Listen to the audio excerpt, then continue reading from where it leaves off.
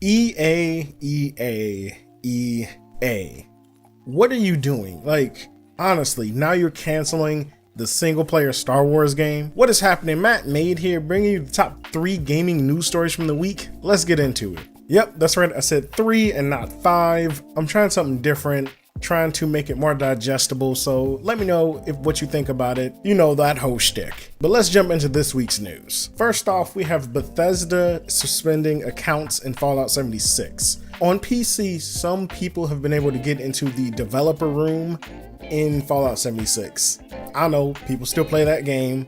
Personally, I was okay with the game, I liked the game, but many others didn't. These players found a way to use a third-party app to get into the developer room. Now, if you don't know what the developer room is, it's a room where they keep every single blueprint for every single weapon, item, equipment, everything, even things that are not released yet. Now, when Bethesda heard about this, they immediately took action. They started looking for accounts that had equipment they shouldn't, and then they started suspending these accounts and sending these people emails. Now, they've done something really strange, and that's ask the people who have the suspended accounts to reach out to them. Like, I guess they're inquiring about how they got into the room or what third-party app they used. But it's really strange why this room is still even in the game to begin with. They could have removed it after they'd done all their testing, but I guess they wanted to maybe have it on the back end just in case they added new things down the line and wanted to test those really quickly. Now, at this point in time, this is only affecting PC users, as they had to use a third-party app, and you can't really use a third-party app on a PS4 and Xbox One unless it's hacked and you have some sort of weird situation going on there. Now, this is just another in a ton of disasters that has plagued Fallout 76 since launch. The bugs and the canvas bags and the breach of your ticketing platform. Bethesda's just dropping the ball everywhere. They don't have balls left to drop, unfortunately. They're out of rope. Another strange thing about Fallout 76 is just the economy it has.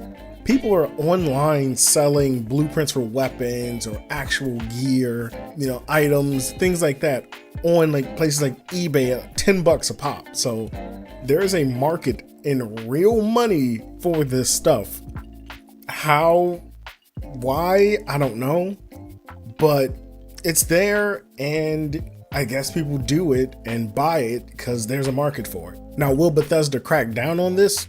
Probably not, because there's not much they can do to it. If they lock down your account or tie your weapon to your account, then you can't trade it unless it's to the NPCs for bottle caps. You can tell I haven't played the game in a very long time because I don't even remember what you get back when you sell your weapon.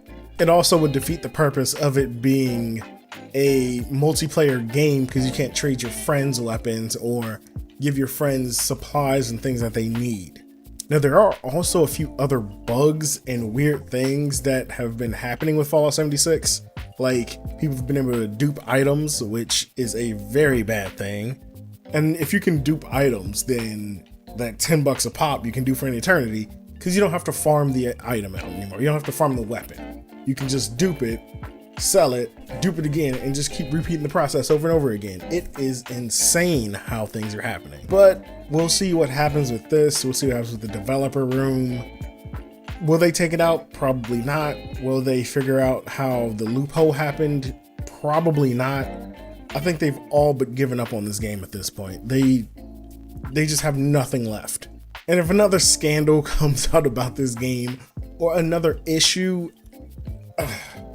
it's dead. I mean, it's already dead, but it's literally beating a dead horse at this point. Next up, EA cancels the Star Wars game pretty much for a second time. Visceral Studios was working on a linear single-player Star Wars game, and they'd been working on that for a long time, since about 2013. Now, EA last year came out and said, hey, we're taking the project and shutting down Visceral, which is insane. Like, they do great work. They have a proven track record, and their games sell well, and people love single player games, but you're EA, so you're like, microtransactions or bust. And to me, it's just a lot of mismanagement, and not even being in touch with the fan base over there. But that was visceral. That was last year. We're like, all right, EA Vancouver's taking over. They're probably going to change the game, maybe put a few microtransactions in there. We'll have to deal with it. Come to find out this week, that game's also been canceled. EA Vancouver was changing the game from a linear single player experience to a open world single player experience. Still cool, probably a bit more interesting. That would have been great to have an Assassin's Creed Star Wars-esque thing, or at least a No Man's Sky with more people and less mining. That would have been great as well. But again, we're EA, microtransactions or bust. We don't like that, so we're gonna scrap it again. I just can't believe EA at this point. What are they doing? Honestly, do they want to fail? Do they not care about the fan? Well, obviously they don't care about the fan base, but they just like, hey, you guys are numbers to us. If you don't meet our numbers, we don't care about you. If you like games, we don't care about you. That's really what it feels like and what it looks like at this point. Now, Kotaku initially broke the news that it was gonna be an open world game by EA Vancouver, which, I mean, was pretty exciting when you hear about it. Like, oh, an open world Star Wars game? Can I be a Jedi? Can I be a Sith? Can I choose a class and follow a storyline? Or what? Just like, what would it have looked like? And I will never know because EA sucks. Just that's probably gonna be the title. EA sucks. Like, come on, man. They're getting rid of all of the good developers at this point just to make money printing machines or slot machines the game. Just make slot machines the game. I guarantee people will buy that. But I'm just mad about that. About ranting now. I've gone off into the pasture just ranting in a field somewhere to cows or something. But were you excited for that Star Wars game? Let me know that in the comment section down below. Definitely.